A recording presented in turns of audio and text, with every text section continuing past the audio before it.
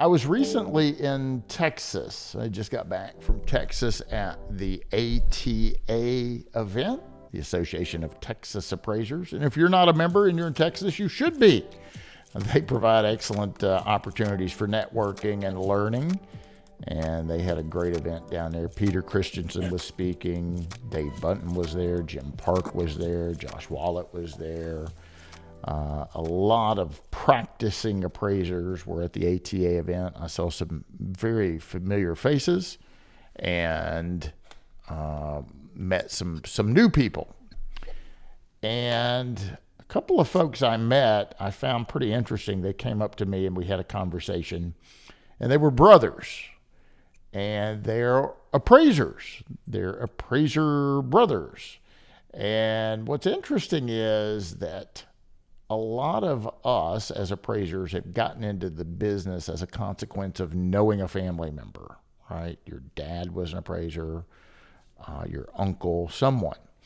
And that was not the case for me. I have no relatives in the appraisal space whatsoever. I kind of fell into it. But these two brothers, they're kind of interesting fellas, and I wanted to continue the conversation. So come back with me, and you get to meet the Appraisal Brothers today on my program.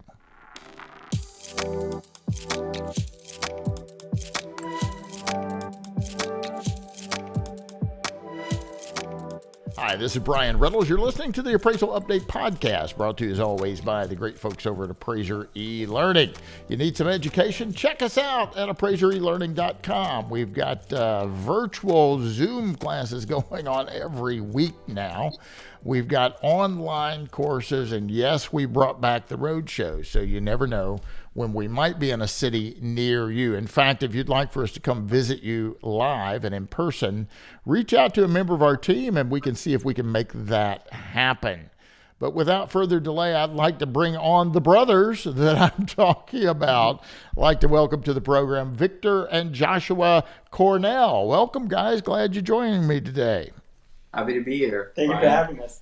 Yeah. So I don't know which one of you came up and grabbed me, but one of you said, Josh, all right, yeah, you came up and grabbed me and wanted a picture, and then I wanted a picture, and we all got pictures. And you guys were telling me a little bit about yourself. So why don't one of you tell my listeners and or viewers a little bit about the Appraisal Brothers? Yeah, so overall, we are the Appraisal Brothers. Our firm has been active for about a year now. And we grew up in Houston, Texas. And for college and grad school, we studied in California. That's while we were in California throughout college. I got my real estate license, so that's how I got introduced into real estate. And I was maintaining college and real estate. But during grad school, I had an opportunity in property management. I had a role as housing director. And while I was maintaining the two, it was a good career, but the way I got introduced to appraising was actually through my brother. Yeah, so for me, unlike a lot of people my age, I was actually very interested in the valuation industry. And that kind of stemmed from our father. He was a real estate broker in Houston. So he used to communicate a lot with appraisers, and he always had that in the back of my mind that, this is a good career if you ever think about it. And so I did. And from there, out of college, I decided to look for a trainee position. I did, and I did that for about a year. After that, I decided to join the assessor's office here at the DCAD. And that really helped seeing kind of like what we were hearing at the ATA event, where our data comes from, what mass appraising is. So definitely some cool stuff learning there. Well, that's interesting. So let me make sure I understand this. Victor, did you get your real estate license? Is that what I heard? Yeah, I did get my real estate license when I was in California. So you got your real estate license. You were in some property management stuff. Joshua, you just kind of went right for appraising, right? You got into the assessor's office. You guys' dad was a broker in the real estate space, not in appraising, but in real estate. So you kind of knew what an appraiser was through your father. But you jumped over to the assessor's office. Joshua, how long were you in the assessor's office, and what were your responsibilities working for the Texas assessor? Yeah, so at DCAT, I was a class one appraiser. So from there, that entailed a lot of, handling the protests that come in. As you can imagine, in Texas, we get a lot of those. Mhm. So also getting the data that all of us appraisers in Texas, we rely on heavily, given that we are a non-disclosure state. So that definitely helps seeing what data we're using, what to use, what not to use. So it was a great experience. And then Victor, you saw what your brother was doing, and you kind of changed gears, right? What prompted you to move over to the space with Josh? While I was studying in grad school, going more into the legal background, originally I wanted to go the attorney path, but always revolving around real estate. And when I started hearing the type of stuff that he was going to start as a trainee, the valuation aspect really interested me, especially when it got more closely in regards to the report, reading all the analysis of it. I thought it was a good transition from going to trying to pursue a lawyer into appraising. Okay, all right. So you guys got through the trainee model. You're both Texas licensed appraisers, correct? So I'm a Texas licensed appraiser, and my brother's currently a trainee right now. Okay, He was. gotcha. Mhm. So you kind of passed him up. Yeah. Come on, Josh, what's happening? You let the brother. He must be the big brother. Is that right, Victor? You're the big brother. I got it figured out. You just felt like you need to let the big brother, blaze the trail. It sounds like. All right, so Victor, you're a licensed appraiser. Josh, you're still a trainee, but you're both gearing up to take your certified res exam. Is that right? That Yep. is correct. Next Yes. Okay. week. Okay. Well, congratulations. Much luck on that. Get plenty of sleep the night before, right? Eat breakfast like you did today. Answer all the questions, read the question, read their question, read the question. Don't tell anybody you're about to take an exam. Oops, too late. You've done that. You've Right. just told the world. Don't tell We'll keep anybody you guys else. We'll, posted. we'll keep your secret. And then simple thing, and really all these test taking tips really can make a difference, believe it or not. When you read a question, you have typically four multiple choice answers. Normally you can whittle it down to one of two, right? So you got a 50-50 chance. Be sure you answer those. And normally your first instinct is the correct answer. I cannot tell you how many tests I've graded Yeah. where the candidate had the correct answer circled. They second guess themselves. They go back and erase it and circle the wrong answer.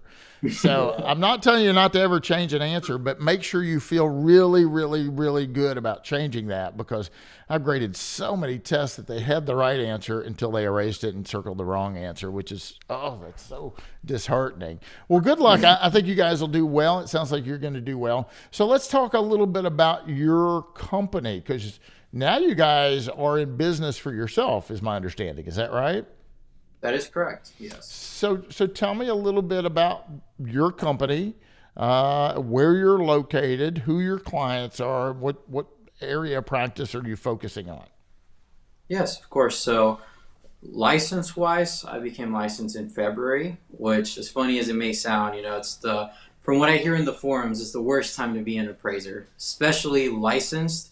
There's a lot of rhetoric about that Yeah. before I actually got my license. So I already knew what I was gonna jump into, But well, we went back to the drawing board as soon as it became licensed, and we were like, how are we gonna approach this? And what we did was, a lot of those simple strategies work. So meaning like, as soon as you become licensed, we started enrolling to all these AMCs. We made sure to update them daily, call them, ask them if there's any orders they need help with. And we were doing that consistently for weeks. My brother left CAD to, so we can start Appraisal Brothers together. And while we were doing that, I'd say for the first month it was slow, but then our fruits of our labor, we started getting orders. And after people saw how we were turning in reports frequently, the quality of the reports, we started getting more business. And now AMC work, we keep ourselves busy each week. And the other avenue was towards the first 3 months, was just purely AMC work, but then we just knew we had to tap into private work, and we have found success in that as well. So talk about that a little bit, Josh. What kind of private work do you do, and how do you secure that private work? How do people know that you're out there as an option for an appraisal? Yeah, so we take a lot of different approaches. We definitely hear what other appraisers have to say, whether it's keeping your website up to date. And we also do different things, such as, we're trying to build a social media gathering, and we try to, show folks what the appraisal industry is. And there's not really one set way on how we've gathered some of the private work. It really comes from all different avenues, and we've found some success in that. And some of it can even be, for example, tax protests. The CAD recommends that they get an appraisal if they're so sure about their value, and so they call us up. Very good, very good. What would you say, Victor, is your distribution of service? Or are you kind of 50-50 AMC private work, or where does the majority of your work come from? Yeah, I'd say overall we're at 80% AMC weekly and 20% private work. Okay. Okay. And what does that, Josh mentioned tax appeal work, you're doing appraisals for that, but give my listeners a few additional examples of the type of private work you're doing. Yeah, so one of the common types of private work is, as you mentioned, for tax purposes. They want the market value of the house, but other types of work that we do consistently is home measurement services. That's been something that has stood out. Not many people are aware appraisers do something like that, and we actually found that out through networking. We were telling a lot of agents the type of services that we offer. So I'd say those are the two most consistent type of appraisals, but we have gotten appraisals from whether it's a retrospective appraisal to other types as litigation purposes, to not to get to an expert witness point, but write a report where both lawyers are able to review it and give them market value without any legal proceedings. Yeah, yeah, yeah. So what's next for you guys? It sounds like you're taking over the world here, right? You're not even certified yet. So hopefully you both become certified in short order. You're saying your test is right around the corner. So let's say that those both go very successful. You become certified residential appraisers. Where do you go from here? What's the next step?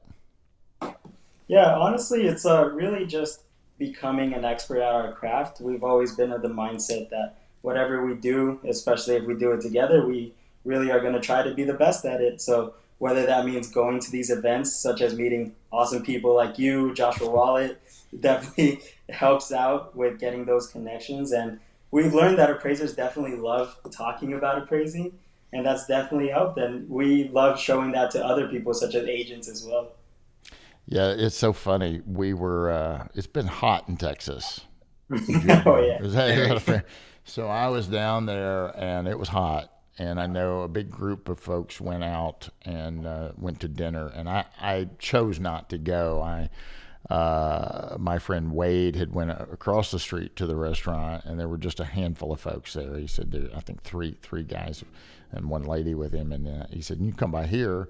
And I thought, well, I'll go by there, and if I'm feeling okay, maybe I'll go to the event. If not, I'll just go with literally walking out that hotel just to walk across the street. That heat and humidity hit me. I'm not going anywhere but right through that door. And so I sat down with Wade, next to Wade in a booth. There were three on that side, now three of us on this side. And he said, "Don't worry, Brian, I've already told him.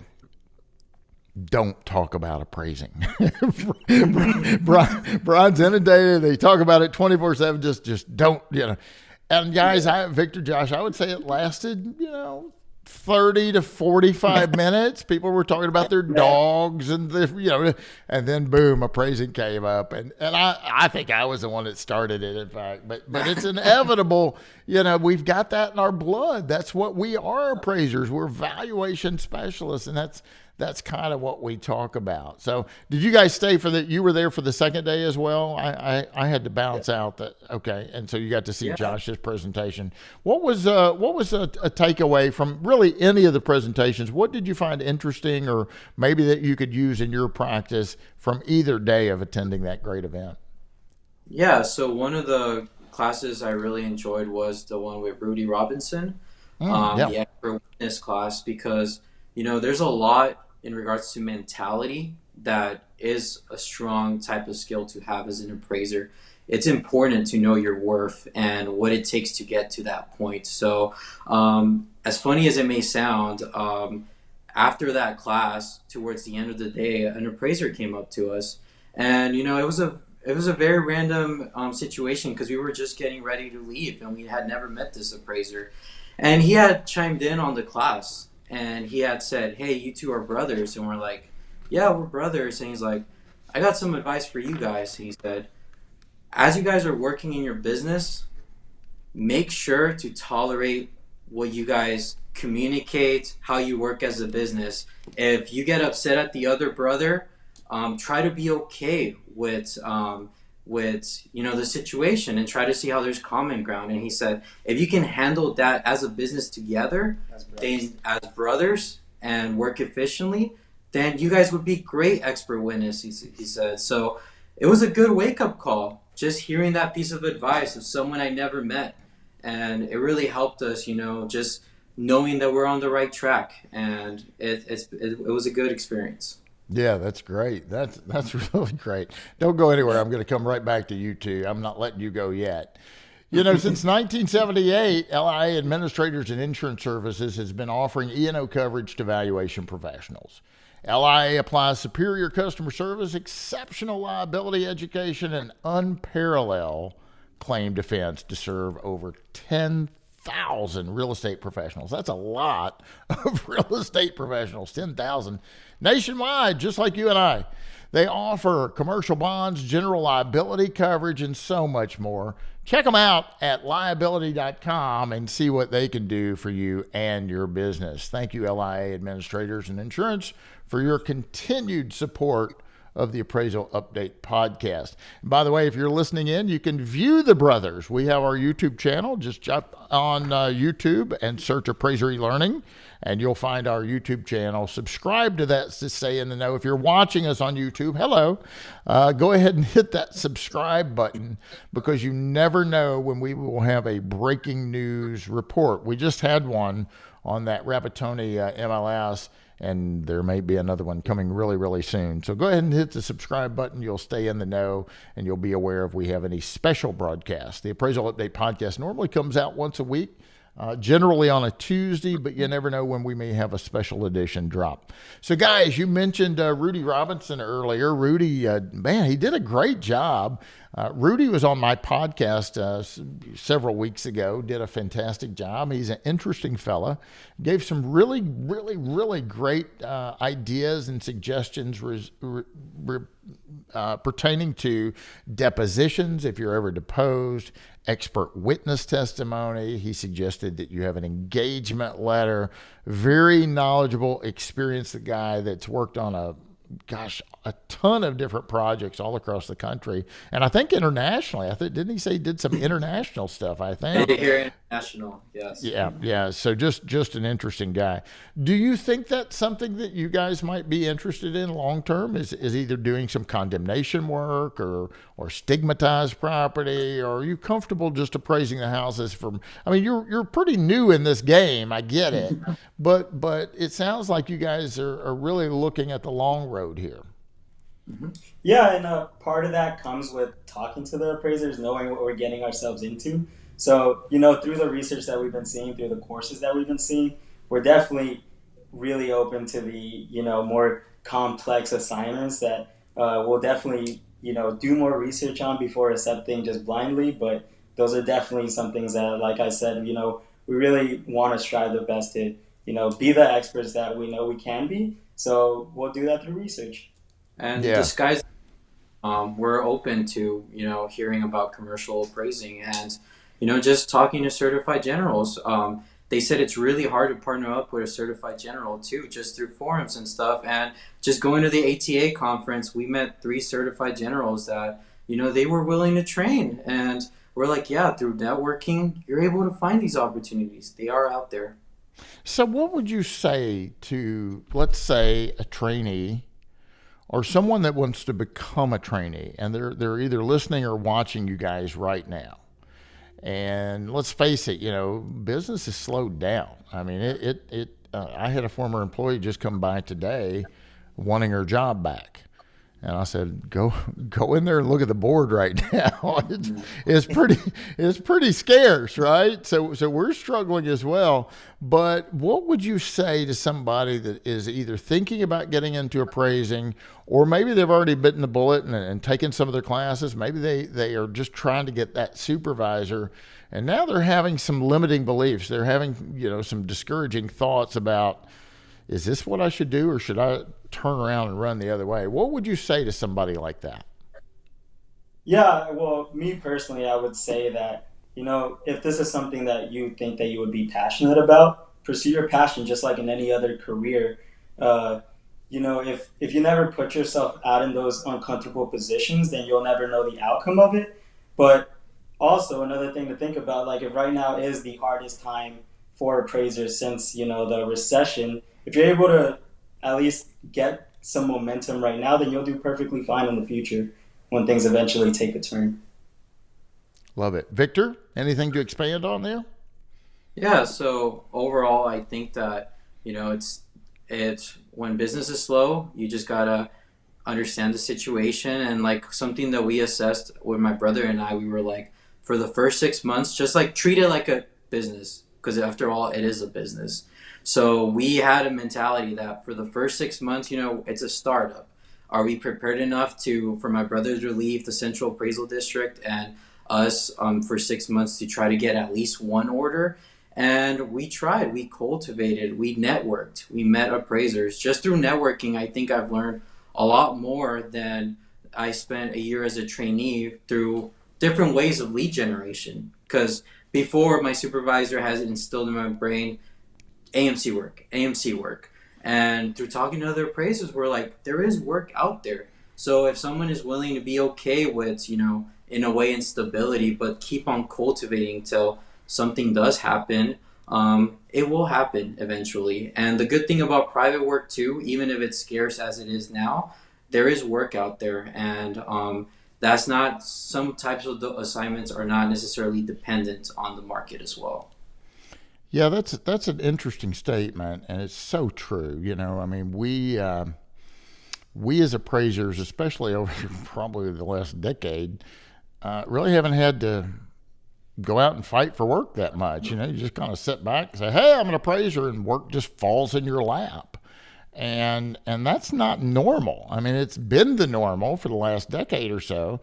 There are appraisers that have never experienced a slowdown like this, and it's very foreign to them.